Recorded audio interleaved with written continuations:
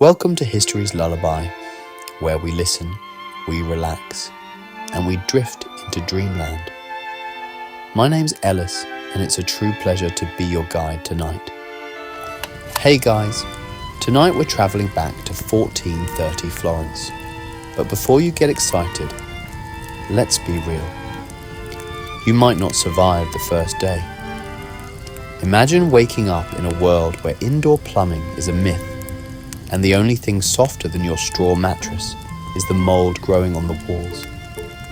You open your eyes to a stone room so drafty, the shutters rattle like they're auditioning for a horror play.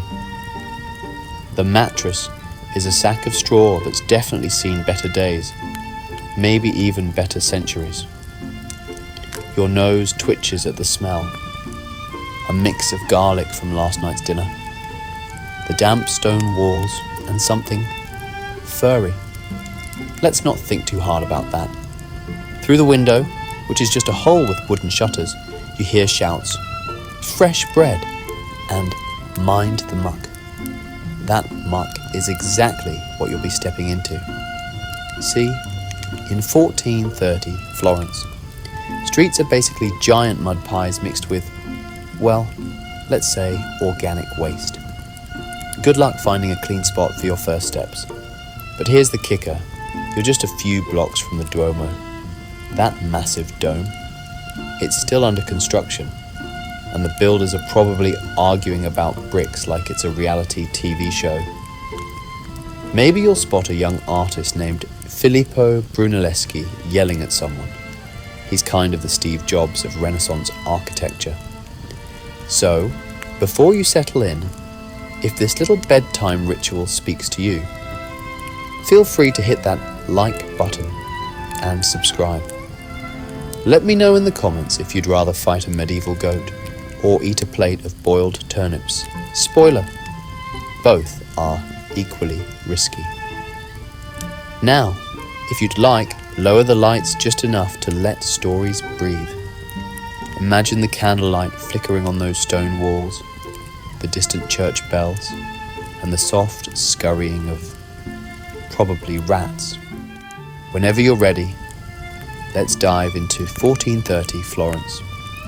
Trust me, it's messy, it's smelly, but it's definitely not boring. You push open the creaky wooden door and, surprise, your foot immediately sinks into something squishy. It's not mud. Wait, that's a horse dropping. Congrats, you've just experienced Florence's natural street fertilizer. The road is a mix of clay, garbage, and whatever else people tossed out their windows last night. Good thing you wore those sturdy boots, though they'll never be the same. Ahead, a merchant is yelling, "Silk from Venice," cheaper than your ex's promises. He waves a piece of fabric that's probably been washed 3 times too many. Another vendor is selling cheese so smelly it could scare off the rats. And speaking of rats, look, that one's carrying a half-eaten loaf of bread. At least someone's having breakfast. But here's the cool part. Around that corner, a teenage boy is crouching on the ground, sketching the Duomo with a chunk of charcoal. His name might be Michelangelo. Yep, that Michelangelo. He's so focused, he doesn't even notice when a stray dog sniffs his sketchbook. If you're brave, you could peek over his shoulder, but maybe don't touch his charcoal. Artists can be picky. Navigating these streets is like playing a medieval video game. Dodge the horse carts, avoid eye contact with grumpy nuns, and watch out for flying chamber pots. Wait, did someone just shout, "Garbage," from a window? Run. Too late. That splash on your cloak? Not rain. Pro tip, carry a few glass beads from your pocket. Venetian traders go nuts for them, and you might trade one for a loaf of bread, or maybe even a secret about the Medici family. Just don't tell them you got the beads from a 21st century vending machine. As you walk, listen to the sounds, the clatter of wooden clogs, the ring of a blacksmith's hammer, and somewhere a monk singing off-key. The air smells like sweat, bread, and a hint of lavender from a herbalist's shop. It's a mess, but it's a lively mess. Up ahead, you see the Piazza della Signoria, that statue of a naked guy. Probably David, but he's not finished yet. The sculptor is yelling at his assistant, who's probably thinking about lunch. Welcome to Florence, where art happens in the streets, and so does most of the drama. So you've survived the streets. Congrats. Now let's talk about your new home. Walk up the narrow stone stairs, minding the slippery spots where centuries of shoes have worn down the rock. Your apartment is on the second floor, because the first floor is usually a shop or stables. Guess which one smells worse? Push open the door. No doorknob, just a rope handle. The room is cozy. Let's say 10 feet by 12 feet, tops. The bedroom is a corner with a straw pallet on the floor, covered in a rough wool blanket that might have been white once. Next to it, a wooden chest holds your entire wardrobe, which is 2 shirts and a pair of breeches. The kitchen is a fireplace in another corner.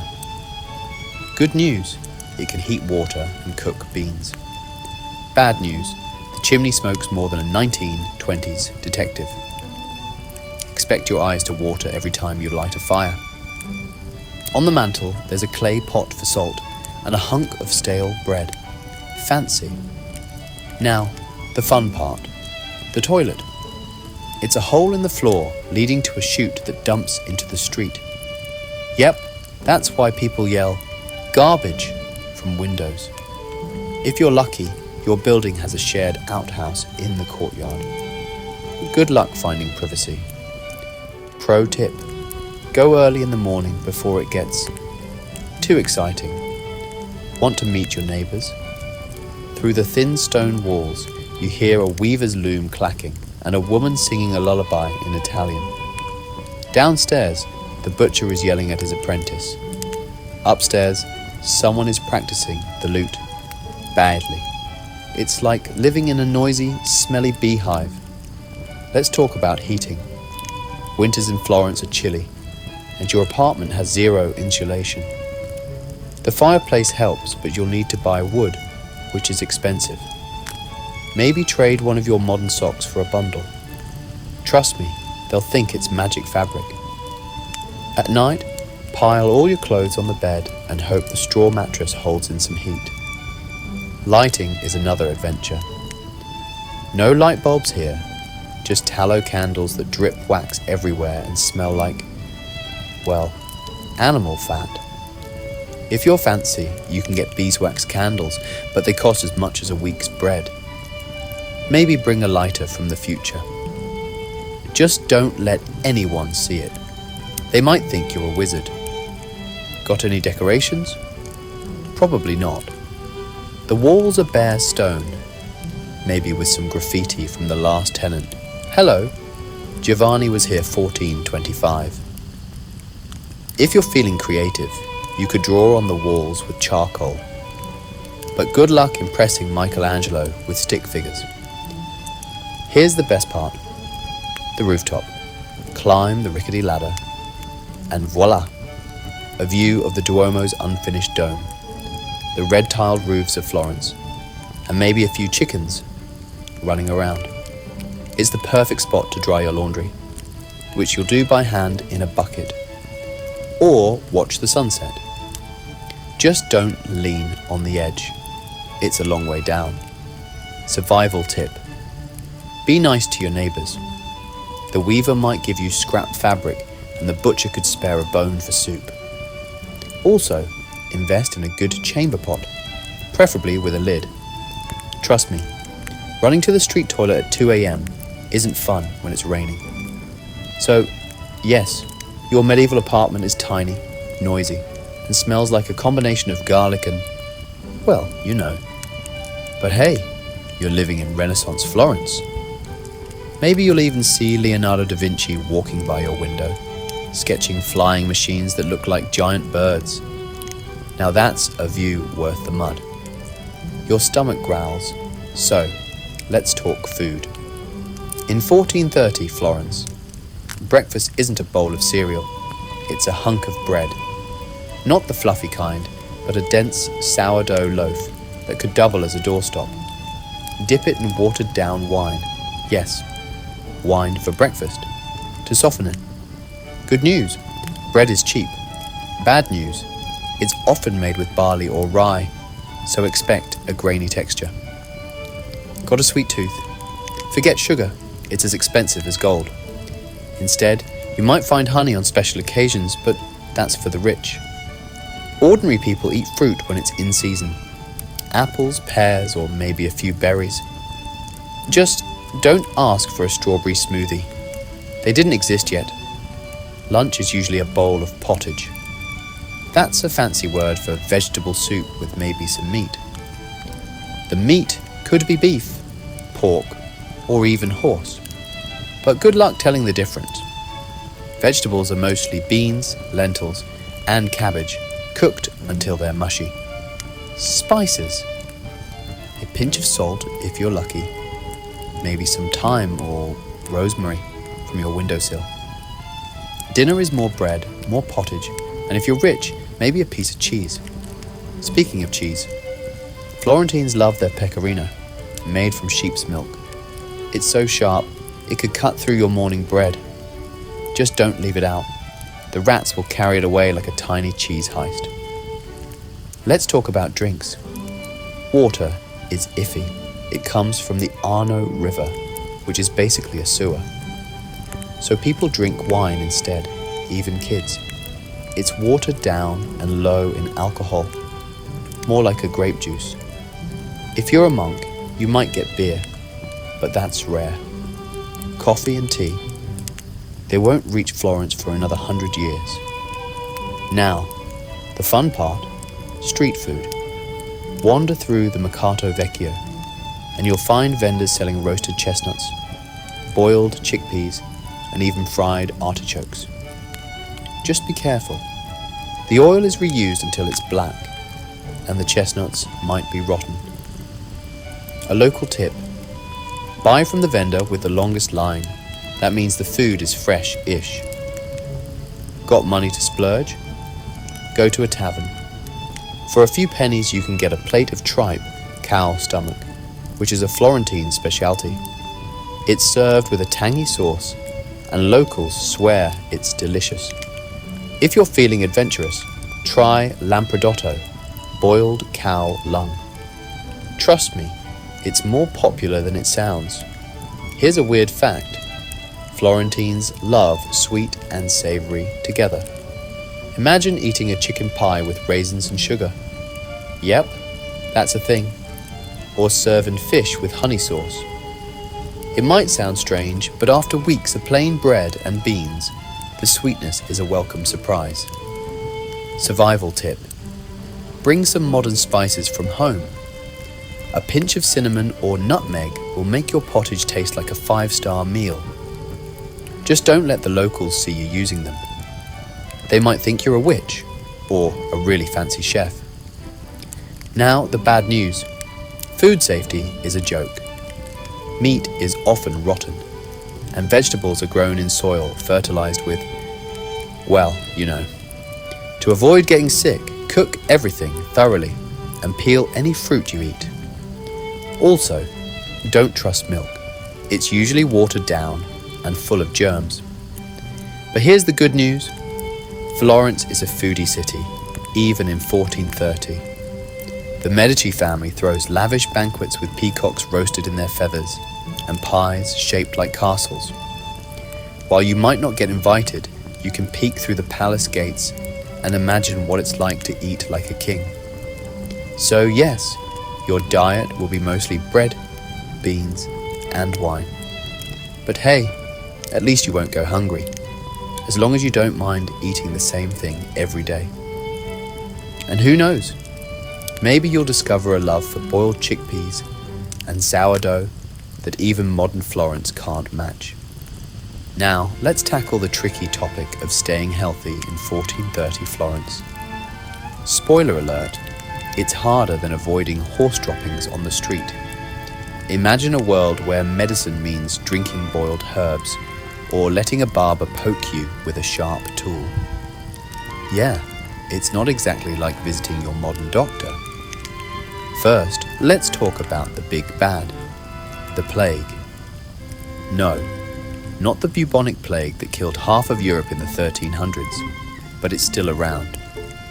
Florence had a major outbreak in 1429, just a year before you arrived.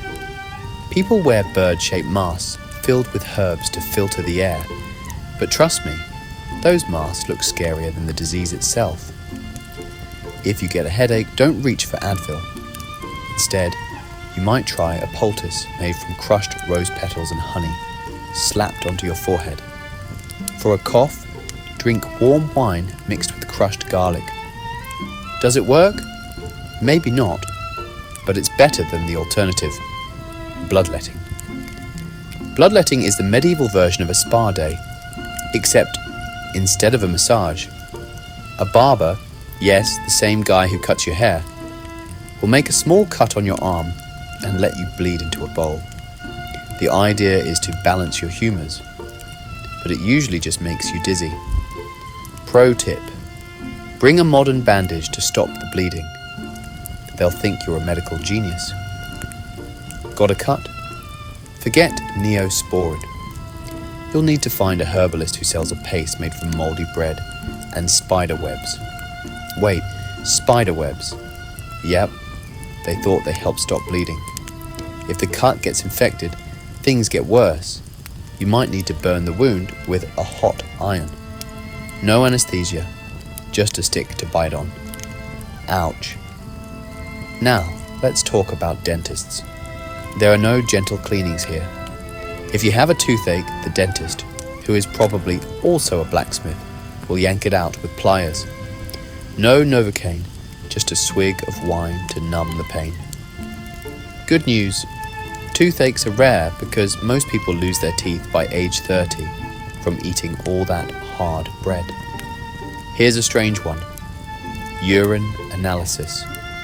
Doctors believe your pee can tell them everything about your health. They'll hold your urine up to the light, check its colour and smell, and even taste it. Yep, taste it. If it's too yellow, you might have a hot humours problem. Bring a food colouring kit from the future to mess with them, just for fun. But wait, there is some good news. Florence has some of the best universities in Europe, and medical students actually study anatomy, though they get bodies from grave robbers. One of them might be named Leonardo da Vinci, but he's still a kid in 1430. Give him a few decades.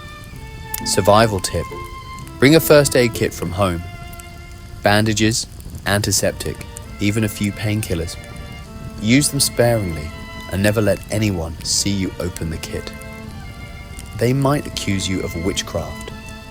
Also, learn how to make a basic antibiotic ointment from local herbs like garlic and honey. It's better than nothing. Now, let's talk about hygiene. Baths are rare because people think water carries diseases. Instead, you'll wipe yourself with a damp cloth dipped in vinegar. Deodorant? Forget it. The best you can do is rub some lavender on your clothes. No wonder everyone smells like a mix of sweat and herbs. But here's the weird part.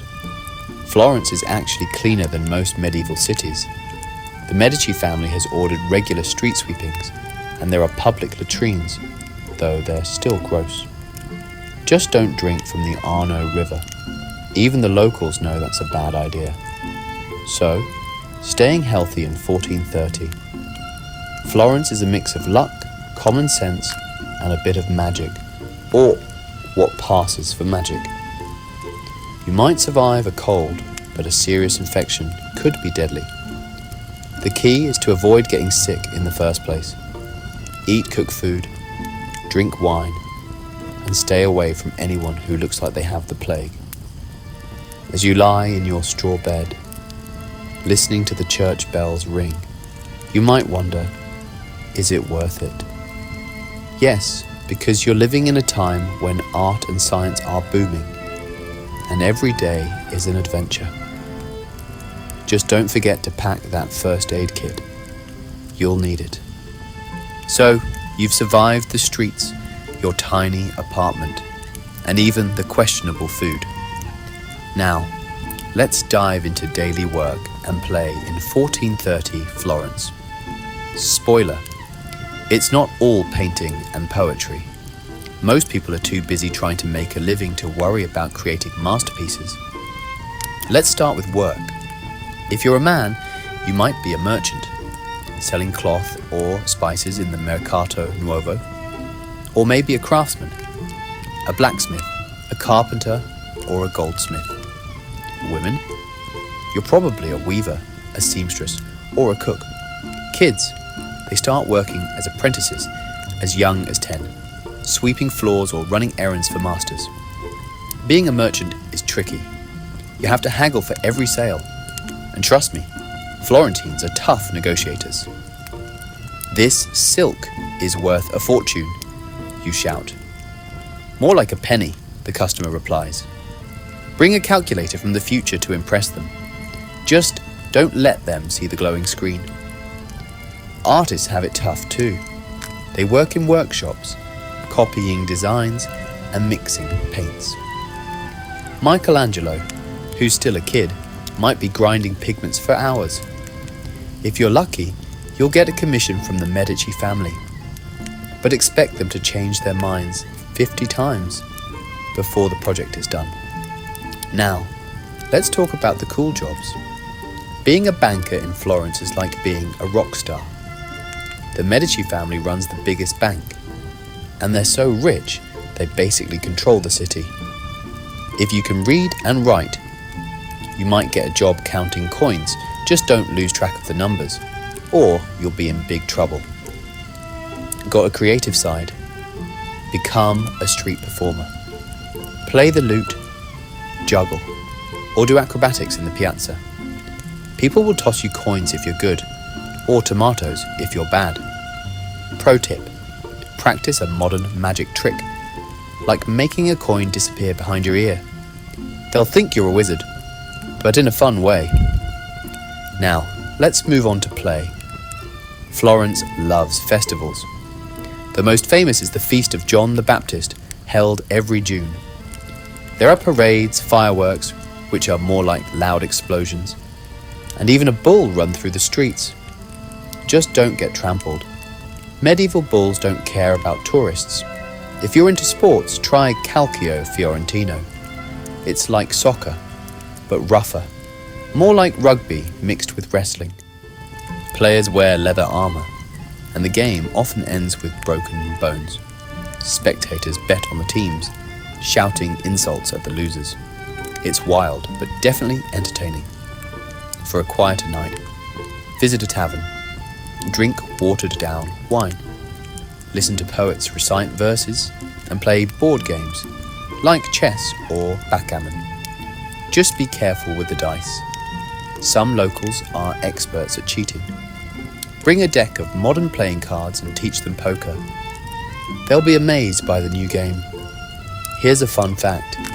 Florentines love gossiping. Visit a cafe, which is more like a coffee-less tea shop, and you'll hear rumors about the Medici family, scandals, and even sightings of mythical creatures. Join in, just don't spread anything too crazy, or you might end up on the city's watch list. Survival tip, make friends with a local artist. They can teach you how to mix paints using crushed stones and egg yolks, and maybe even introduce you to famous sculptors. Plus, they'll know all the best spots to sketch in the city and where to find the cheapest bread. So, work is hard, play is fun in 1430 Florence. Whether you're counting coins in a bank, painting in a workshop, or watching a wild festival, there's never a dull moment. Just remember to take breaks. After all, you need the energy to survive another day in this amazing, chaotic city. As the sun sets over the Duomo, You might feel tired, but also excited. Tomorrow, you'll wake up and do it all over again. Maybe you'll even start your own workshop, or become a famous merchant. Who knows? In Florence, anything is possible, as long as you can avoid the horse droppings and bad food. Alright, time to dish out the good stuff. Survival tips for 1430 Florence. Listen up, because these tricks might just keep you from becoming a historical footnote, or at least from getting chased by an angry mob. Let's start with the basics. First off, clothing. Ditch those modern jeans. They're a dead giveaway, you're not from around here. Instead, find a rough linen tunic. Think oversized shirt and woolen breeches. Women, look for a long dress made from cheap hemp and always keep a headscarf handy. Pro tip, rub your clothes in dirt to make them look worn in. Fashion. Here is all about looking lived in, aka dirty. Next, language. Learn some basic Italian. Buongiorno, hello, quanto costa? How much? And scusa, excuse me. But don't try to sound too fancy. Locals will spot a poser from miles away. Bonus points if you can swear in Florentine dialect, but use that sparingly unless you want to fight. Money matters.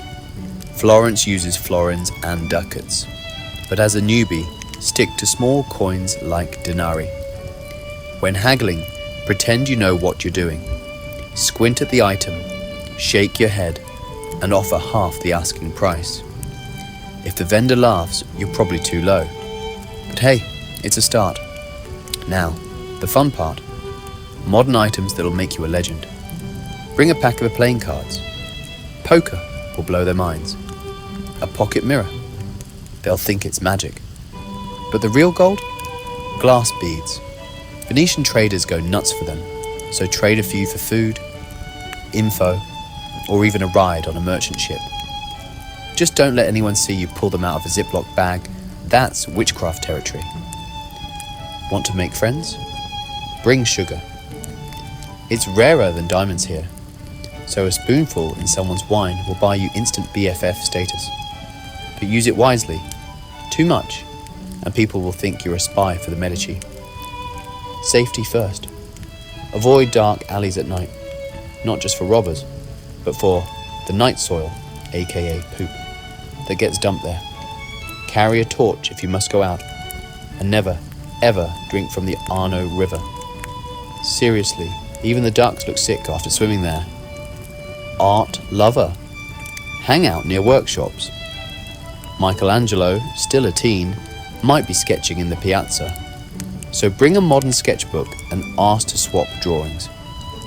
He'll probably ignore you, but maybe his master will notice your unique style. Read, stick figures. Food hacks. If you can't stand the stale bread, find a baker who owes the Medici money. They often give discounts to avoid getting yelled at. Also, learn to love beans. They're cheap, filling, and everyone eats them. Bonus, they'll make you fart, but that's normal here. Health hacks. As we talked about, medieval medicine is interesting. So bring a first aid kit, bandages, antiseptic wipes, and aspirin. If someone gets sick, offer them an aspirin and say it's a special herb from the East. Just don't mention it comes from a plastic bottle. Avoiding trouble. The Medici family is powerful, so never badmouth them in public. If you see a guy in fancy clothes with a big entourage, it's probably a Medici. Bow slightly, but don't overdo it. They hate suck-ups. Last but not least, enjoy the little things. Watch the sunset from the Duomo's dome, if you can climb it. Listen to street musicians, and eat a roasted chestnut. Yes, life is hard here, but it's also full of magic. Like watching Leonardo da Vinci, who's still a kid, chase a butterfly with a notebook, already dreaming up flying machines. So there you have it, your survival guide to 1430 Florence. Remember, blend in, use your modern gadgets wisely, and always keep an eye out for horse droppings. With a little luck and a lot of humor, you might just thrive in this crazy, wonderful time. Now go forth and try not to start a historical paradox. Or at least, don't blame me if you do. Now let's talk about the elephant in the room. Or should I say, the ruling family in the palace, the Medici. In 1430 Florence, they're not just rich, they're buying the city like it's a used horse rich. Let's dive into how this family turned Florence into the art capital of the world, one gold coin at a time. First, meet Cosimo de' Medici. He's the head of the family, and he's like the Steve Jobs of medieval banking, but with more robes and less turtlenecks. Cosimo isn't a king, but he might as well be. He controls the Medici Bank, which has branches from London to Constantinople, and he uses that money to buy power. Literally. How do they do it? Simple. Bribes. Cosimo pays off politicians, judges, even priests to get what he wants. But it's not all bad. He also uses his wealth to support art. He's the guy who commissioned the Duomo's dome, and he's always on the lookout for talented artists. If you can paint or sculpt, visit his palace. Just bring a resume written on parchment, not a USB drive. The Medici aren't just about money, they're also about style. Cosimo's palace is filled with rare books, fancy tapestries, and sculptures that make your straw mattress look even sadder. But here's the catch. They expect you to act fancy too. No burping at the dinner table, and definitely no farting after those beans. The Medici have sensitive noses. Now, let's talk about their influence on art. The Medici don't just buy art, they create it. They hire young artists like Filippo Brunelleschi and Donatello, giving them free rein to experiment. Remember that dome on the Duomo? Brunelleschi spent years figuring out how to build it, and the Medici footed the bill. Without them, Florence might still have a flat roof. But it's not all sunshine and rainbows. The Medici have enemies, lots of them.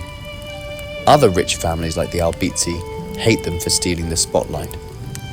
In 1433, Cosimo was even arrested and thrown in jail. But guess what? He bribed his way out and exiled his enemies. Talk about a power move.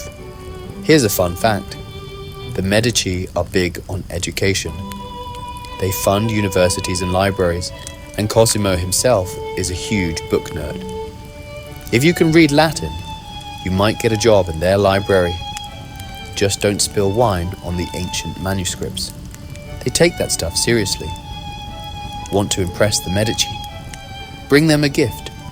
A rare spice, a fancy piece of cloth, or maybe a modern calculator. But hide the batteries. They love new and exotic things, so play up your traveller from afar story. Just don't mention the time machine. Survival tip. Stay on the Medici's good side. If they like you, you might get a job, free food, or even a house. But if they don't, you could end up exiled or worse. So when you see Cosimo in the street, give him a friendly nod and say, "Nice dome." He'll appreciate the compliment. Now, let's talk about their dark side. The Medici aren't above dirty tricks. They use spies to keep an eye on their enemies, and they're not afraid to play dirty in politics. If you hear someone whispering about Medici spies, keep your mouth shut. You don't want to end up on their list. But here's the thing, without the Medici, Florence might not be the cultural hub we know today. They turned a muddy city into a center of art, science, and philosophy. So even if they're a bit shady, we have them to thank for Michelangelo, Leonardo, and all those beautiful buildings. As you walk past the Medici Palace, You might see Cosimo himself, riding in a fancy carriage. He'll be surrounded by guards and advisors, but if you're lucky, he might glance your way. Wave politely, but don't try to stop him. He's a busy man, and he doesn't have time for time-traveling tourists. So, the Medici are like the ultimate power players of 1430 Florence. They're rich, influential, and a bit scary, but they also made this city what it is. Just remember, when in Florence, do as the Medici do. But maybe don't bribe people unless you want to start a historical scandal. As the story settles like dust on an old manuscript, let's ease into the quiet. The candles of Florence are flickering lower, their wax pooling like honey on the stone. You're back in your straw bed, the Duomo's dome a shadow through the shutter hole. The city's noise fades. No more horse hooves, no more vendors shouting, just the soft hush of history settling around you. Feel the weight of the wool blanket, scratchy but warm.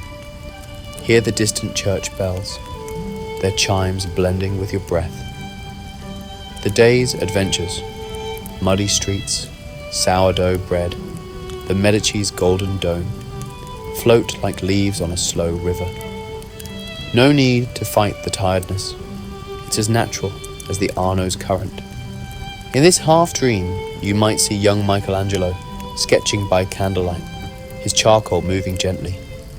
Or Cosimo de' Medici's carriage rolling past, its wheels silent in your slumber. The past and present blur, like paint on wet parchment. Now, let your eyes close. The story's done. The lullaby continues. Sleep well, traveler. In the morning, maybe you'll wake with a new dream, or find a glass bead in your hand, a souvenir from a Florence that feels both ancient and close, like a friend who whispered secrets in your ear. Good night, and may your dreams be full of Renaissance stars.